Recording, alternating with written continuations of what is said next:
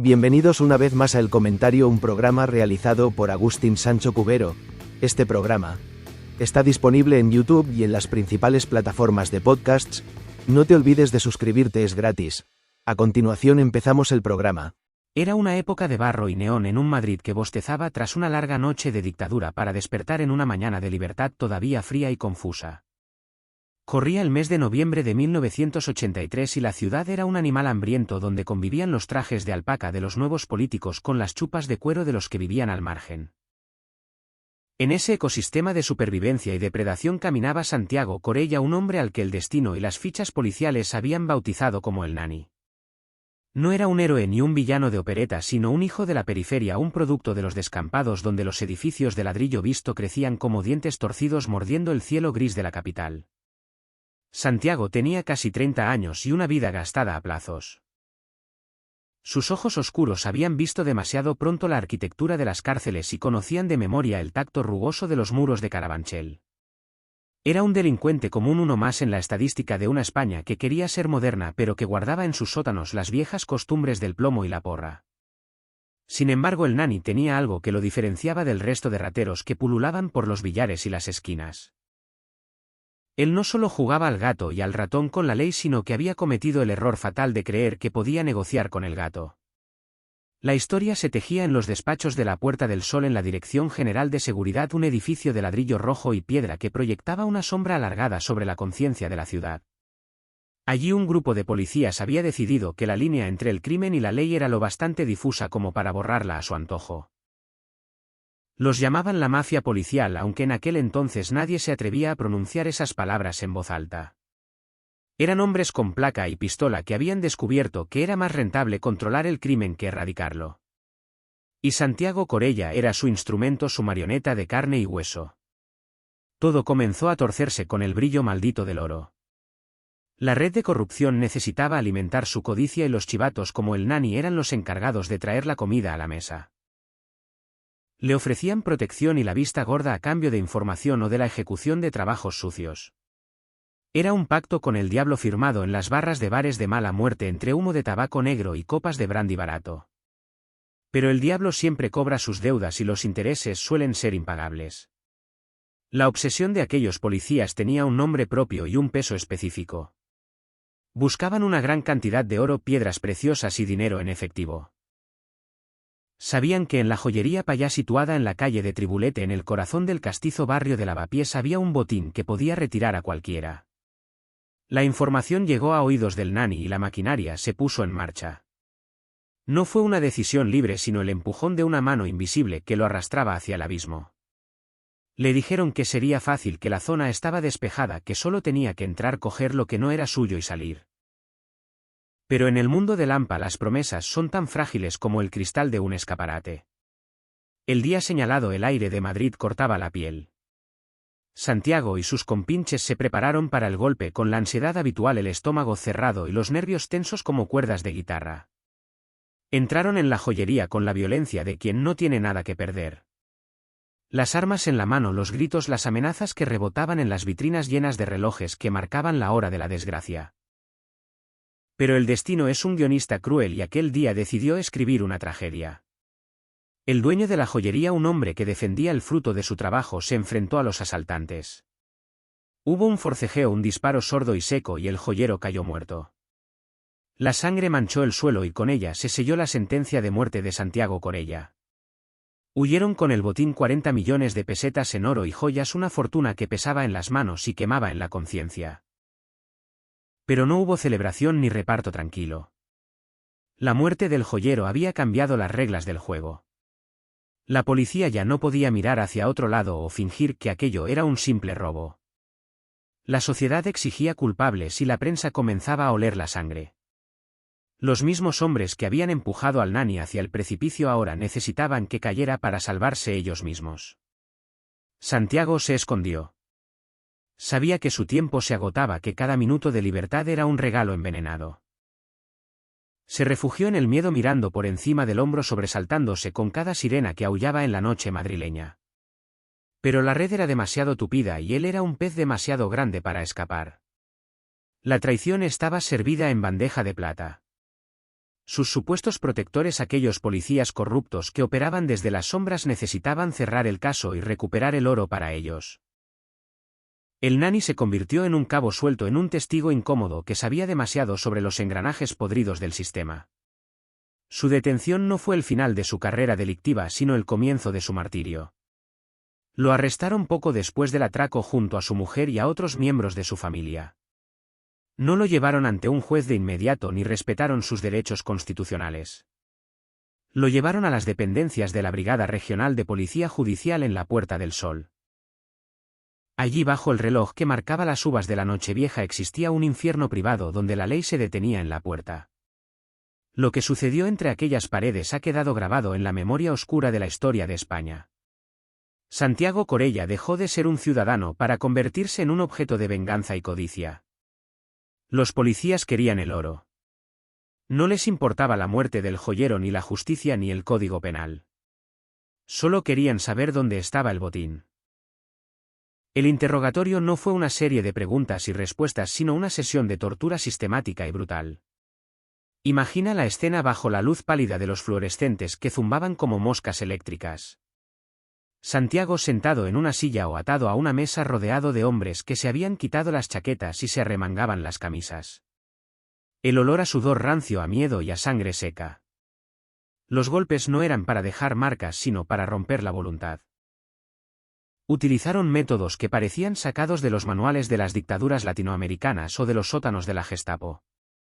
La bolsa en la cabeza, la asfixia controlada, los golpes en las plantas de los pies. Todo para que cantara, para que dijera dónde había escondido los 40 millones.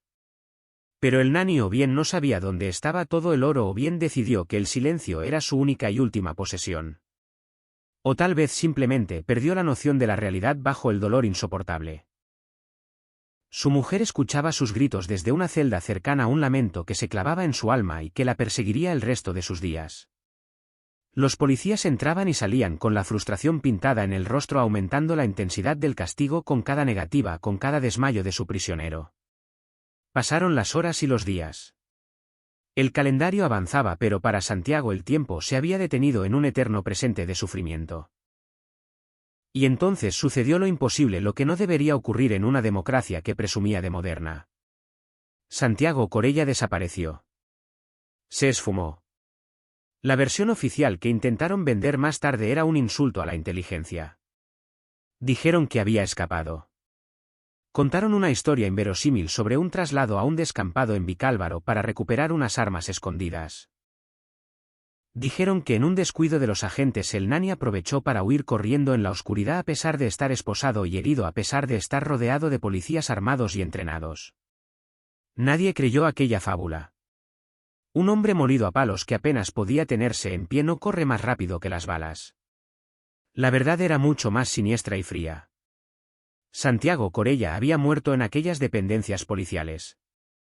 Su cuerpo no resistió la brutalidad del interrogatorio. Se les fue la mano, como se dice en el argot, cuando la violencia supera el límite de la vida.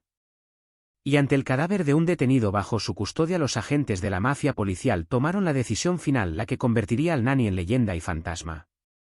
Decidieron ocultar el cuerpo. Lo que hicieron con sus restos es uno de los grandes misterios de la crónica negra española. Se habló de hornos de cal viva, se habló de entierros en descampados olvidados, se habló de pantanos y de cimientos de obras.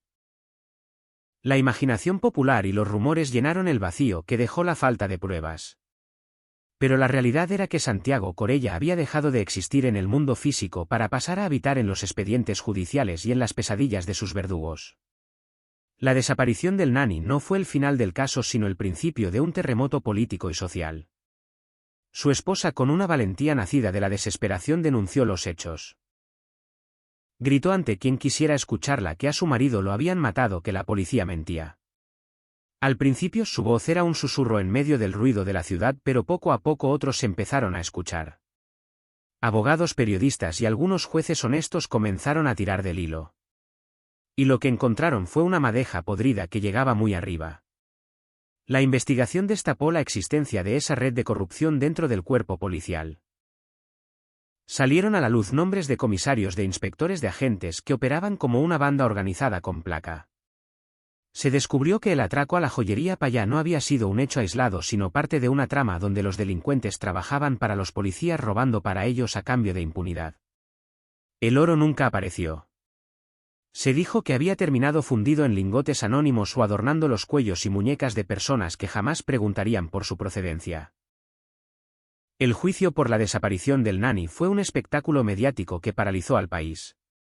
Por primera vez en la historia reciente de España, mandos policiales se sentaban en el banquillo de los acusados no por un error administrativo sino por asesinato y torturas.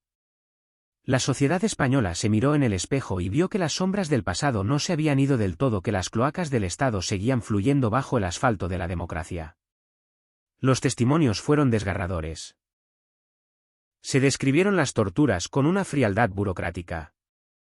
Se habló de la ley del silencio que imperaba en las comisarías, de la lealtad mal entendida entre compañeros que cubrían sus crímenes mutuamente. A pesar de los esfuerzos de las defensas por manchar la imagen del Nani recordándole al mundo que era un delincuente y un atracador, la verdad se abrió paso. Porque incluso un delincuente tiene derechos, incluso un atracador merece un juicio justo y no una ejecución sumaria en un cuarto oscuro. La sentencia condenó a varios policías a penas de prisión severas. Fue un hito, una victoria amarga para el Estado de Derecho. Se demostró que nadie estaba por encima de la ley, ni siquiera aquellos encargados de hacerla cumplir. Pero la victoria fue incompleta. Faltaba lo más importante. Faltaba el cuerpo. Sin cuerpo no había duelo posible para la familia, no había tumba donde llevar flores, no había cierre. Santiago Corella seguía siendo un desaparecido, una ausencia presente que flotaba sobre las conciencias de todos. La historia del Nani se convirtió en un símbolo de la transición incompleta, de las deudas pendientes. Su nombre se susurraba en los barrios bajos como una advertencia y en las facultades de derecho como un ejemplo de lo que nunca debería repetirse. Se escribieron libros, se rodaron películas y se compusieron canciones. El Kinky de barrio se transformó en un icono trágico devorado por un sistema que prometía justicia pero entregaba barbarie. A lo largo de los años surgieron nuevas pistas, supuestos testigos que decían saber dónde estaba enterrado. Se excavaron terrenos, se dragaron lagunas, se revisaron archivos polvorientos. Cada cierto tiempo la esperanza de encontrar sus restos renacía para volver a morir poco después ahogada en la tierra estéril. Los responsables guardaron silencio, cumpliendo un pacto de sangre que ni los años de cárcel lograron romper. Se llevaron el secreto a la tumba o lo guardaron en los rincones más oscuros de su memoria, envejeciendo con la carga de un fantasma a sus espaldas. La figura de Santiago Corella se fue desdibujando con el tiempo, perdiendo los contornos humanos para convertirse en tinta de periódico y en legajo judicial. Pero su historia sigue ahí latente, recordándonos la fragilidad de las garantías y el peligro del poder sin control. En las noches de invierno, cuando el viento silba por las calles de Lavapiés y agita los árboles del Retiro, algunos dicen que todavía se puede sentir el eco de aquel noviembre de 1983. El legado del Nani no es el oro robado ni la joyería asaltada. Su legado es la certeza de que el horror puede habitar en el centro mismo de la seguridad. Su vida fue breve y violenta, marcada por decisiones equivocadas y circunstancias adversas. Pero su muerte y sobre todo su desaparición obligaron a un país entero a abrir los ojos. Fue el primer desaparecido de la democracia, una mancha indeleble en el expediente de una época que quería ser luminosa. Hoy día el edificio de la Puerta del Sol ya no es la Dirección General de Seguridad. Es la sede del gobierno regional, un lugar de administración y política.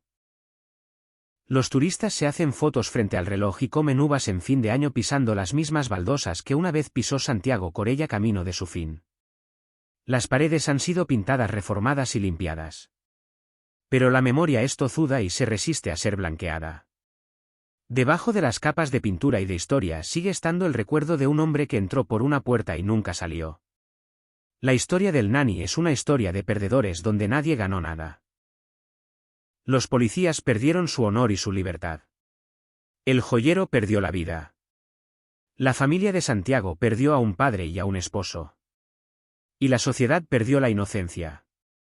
Fue una tragedia griega interpretada en el escenario castizo y duro del Madrid de los 80, con un coro de sirenas policiales y un telón de fondo de ladrillo y asfalto. Queda la pregunta eterna, la interrogación que no se cierra. ¿Dónde está el Nani? Esa pregunta resuena en el vacío sin respuesta. Es un agujero negro que absorbe cualquier intento de olvido. Mientras no aparezca, Santiago Corella seguirá estando en todas partes, en cada abuso de poder, en cada injusticia, en cada rincón oscuro donde la ley no se atreve a mirar. Su fantasma sigue esperando justicia o al menos descanso en algún lugar desconocido de la geografía española, bajo la tierra muda que guarda el secreto final de su destino. Hasta aquí esta edición del programa del comentario, un programa realizado por Agustín Sancho Cubero. Este programa está disponible en YouTube y en las principales plataformas de podcasts. Hasta la próxima edición del programa. Muchas gracias. Dirección y realización Agustín Sancho Cubero.